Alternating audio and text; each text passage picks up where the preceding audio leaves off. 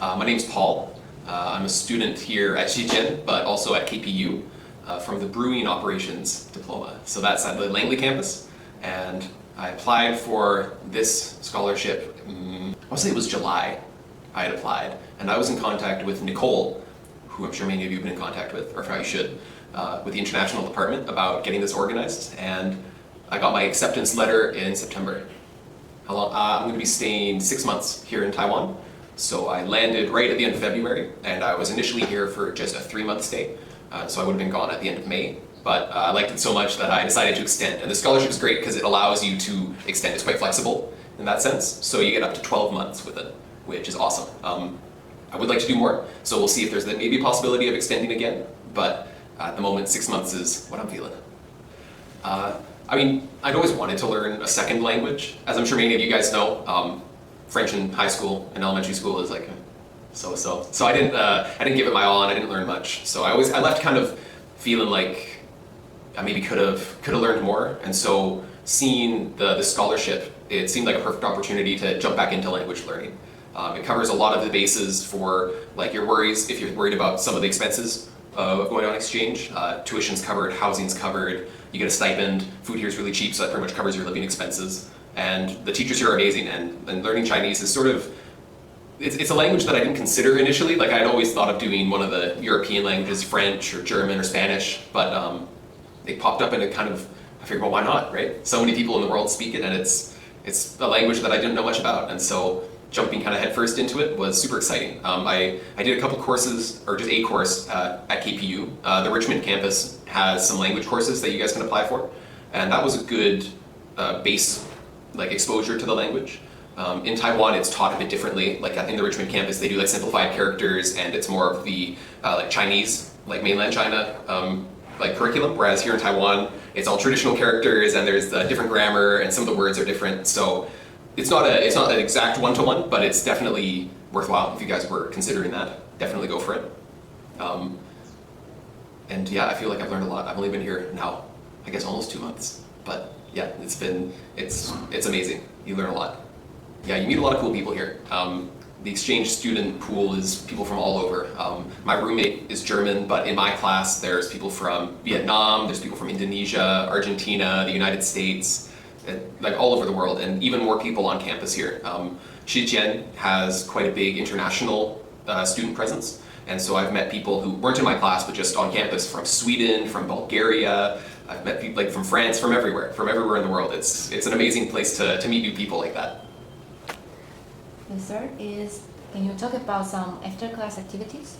Mm-hmm. Yeah, so the base scholarship covers, and depending on your level, just like one Mandarin course, and it's 5 days a week, 3 hours a day, and that would, I would say, be normally like enough, because then you can, depending what you're coming here for, it gives you a lot of time to then explore Taipei, and even outside of Taipei. The transit here is very accessible and very, very prolific. You can get pretty much anywhere within a day if you really wanted to.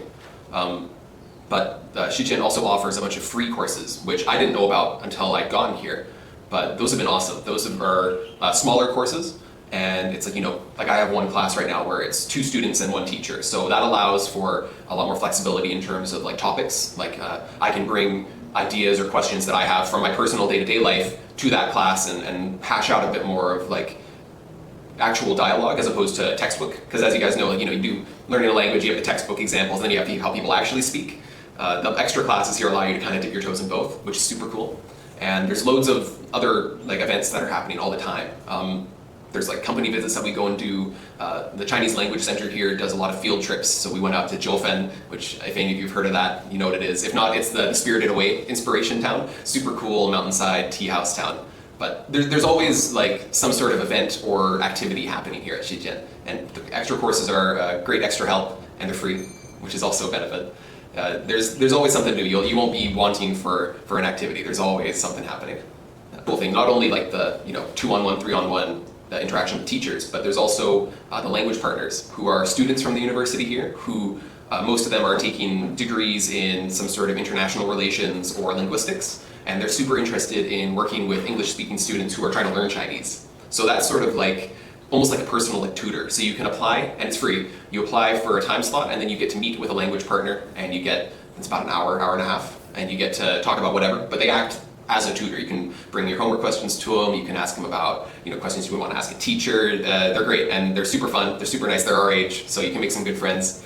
And there's also weekly events where all the language partners get together and they host some sort of cultural exchange. So we've talked about a whole bunch of topics. Like we talked about, there was the Lantern Festival about a month ago. We had a big dive into that. We talked about the night markets here, talked about some of the temples. There's always some fun event that they're hosting every week. Yeah.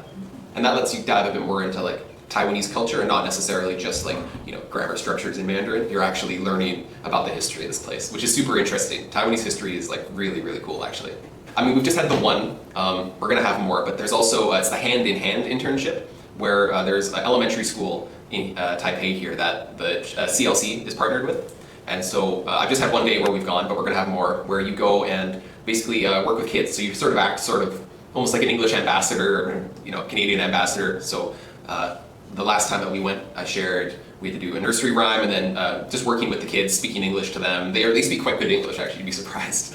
But yeah, no, that's a super cool like aspect as well, because you're not then interacting just with people our age and older, but like actually being in like an elementary school environment and working with kids means that you kind of get a feel for what teaching English would be like as well, which is a big option as well if people are looking for jobs here in Taiwan. That's sort of the main one that foreigners get, is you go and teach English. So that's a very cool experience to have, being able to have without the pressure of your job being on the line, being exposed to that sort of environment is super cool.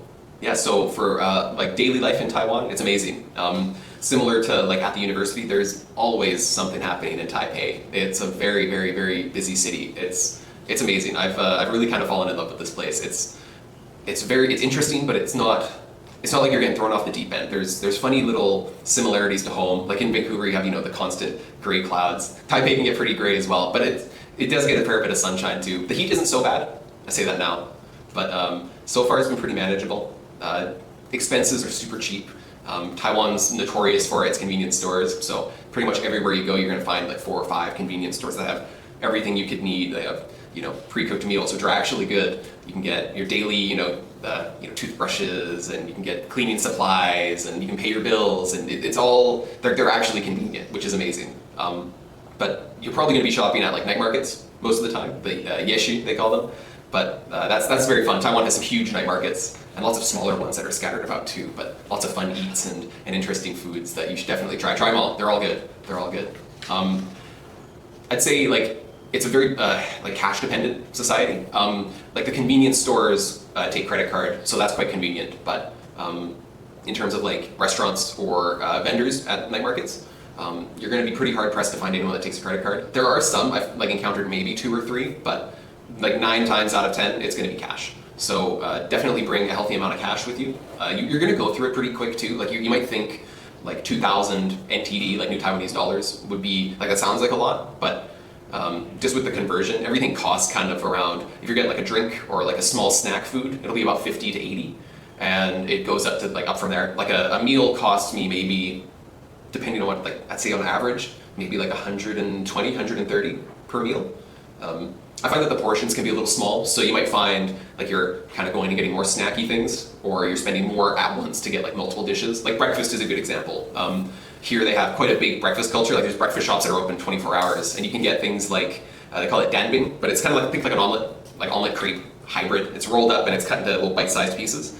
And you might think like one might be enough, but it almost never is. Like you'll see when you get here, but there's a lot of times where it's like you often are like, oh, I should maybe get a little bit more. So in terms of spending, you might go through more NTD than you think, but with like a credit card, there's plenty of ATMs. All the convenience stores have ATMs, so it's easy enough just to be like, oh, I need to grab a couple, few $100 more of NTD. I can just pop into the store and then use my credit card or use your debit card. That's been, I get charged about $5 per time with RBC, so that can get expensive. If I were to do it again, I would probably budget a bit better. I would look up ahead what kind of things you maybe want to eat, and have a rough idea of maybe how much you're going to spend a day. You're probably going to spend more, maybe less, but that way you can I found myself in situations where I've spent all the cash I thought I would need for a day earlier on, and then I was stuck not being able to buy anything until I got to a convenience store. So that can be a bit annoying. Getting around is super easy. Like Taiwan blows the SkyTrain out of the water. Taipei's rapid transit is fantastic. We call it the MRT, and you can get pretty much anywhere in the city with it. And if you can't take the MRT somewhere, you can take a bike, and if you can't take a bike, you can take a bus, and it's all pretty affordable. They have, I'll bring out mine here, they call it an easy card. It's kind of like a Compass card. But this is sort of your do everything card. You can load cash onto it, sort of like a, I wouldn't say like a debit card, but you can use it in some places like one. So you can put cash on this, and then you can, for instance, at some bubble tea shops, pay for bubble tea with it, or like at some museums, you can pay for tickets at museums with it. It's not everywhere, but it is nice when you find, like I found, oh, I don't have any cash, but oh, I have 500 NTD on my bus card. Oh, I can get something to eat, or I can, pay for a museum ticket. It's pretty convenient that way. The school for us guys is 20 minutes via bike. They call them U-bikes. They're kind of like the Lime bikes back at home, but they're free. You get 30 minutes free. So you tap your card and you get to ride the bike wherever you want. First 30 minutes, if you park it and then tap your card again, it doesn't charge you at all. So that's been my commute. You just bike 20 minutes either way. And it's a really nice commute actually. There's a nice park that you ride through and the views are stunning here. Like on every bridge you go to, you get a really good view of the skyline. It's perfect. If you're a girl, you don't have to worry about it because your dorm's on campus here. So you're lucky, you don't need to bike. But I found that clothing has been pretty good too. They have things like Muji and Uniqlo here, but those can be kind of expensive. The pricing is like similar to home, I would say, but they have a couple brands, like Net is one that is like a Taiwanese brand. It's along the same lines as Uniqlo and Muji, but it's like super affordable. And it's like decent quality too. Like I haven't had anything disintegrate on me yet, and so far so good. But I found that generally day to day it's been very comfortable. Yeah. The dormitory, it's free, so you have to keep that in mind. It is old. It's an older building, and I remember asking one of my friends. I heard it's like a very traditional like Chinese dormitory. It's pretty Spartan. There's not much in the way of like creature comforts.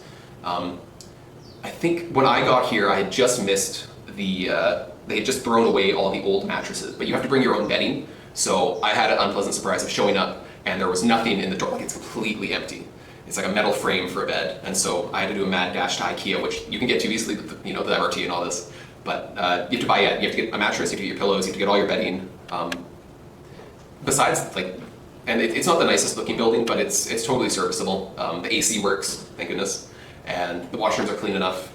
And everyone that I've met on the floor has been pretty sociable. So it feels almost sort of like a barracks. It's kind of like, it's a little run down, it's a little rough around the edges, but it's still a good time. Like it's really not that bad. You get used to it super quick. The rooftop view, this is for the guys' dorm. I can't speak to the girls' dorm, but the rooftop in the guys' dorm is fantastic. It's a really nice place to go. It's like supposed to be a clothes drying area, but it's got fantastic views. You can see Taipei 101. There's this grand hotel. It's this big red hotel that's on a hillside. You get some really nice views actually from the dorm, and the location is perfect for getting to the MRT. So the SkyTrain, the MRT station is like not even 5 minutes up the road, and then you can from there get anywhere. So you're really going to be spending most of your time like running around exploring. So yeah, the dormitory, it does its job. I wouldn't say it's luxury living though. One of the things that applying definitely wasn't the easiest for me, but I'm the first student to apply from KPU. So there were definitely some kinks to iron out the first time around. Nicole, if you're seeing this, thank you. You're a rock star. You made this happen. It was definitely a bit of a head scratcher trying to figure out like what needed to get done. The expectations for both Shih Chien and for KPU weren't very clear. Like everyone was on different pages, at least initially. So I'd say like stick with it. It should be easier for you guys now. It definitely took a bit of like hashing out sending emails back and forth. There's some funny things that happen. Like I'm technically not an international student with the international department here, but I'm with CLC. They're separate things. So if you're applying for Shih Chien, apply through the CLC webpage. Don't apply as if you were a regular international student. We're technically classified differently. So that's an important distinction. But I'd say stick with it. I mean, this scholarship is like super generous, and the people here are amazing. So the fact that you guys are even here watching this is like awesome. Apply for this, do it. It's like, there's no reason not to, and it's super flexible in terms of timing. Like I was saying before, I had applied initially for 3 months, and I decided that I wanted to stay longer, and all it took was a conversation of, hey, could I stay a bit longer? And it was like, yep, you absolutely can. So don't feel like it's like the end all be all. Like once you like apply, you're committed and you're stuck.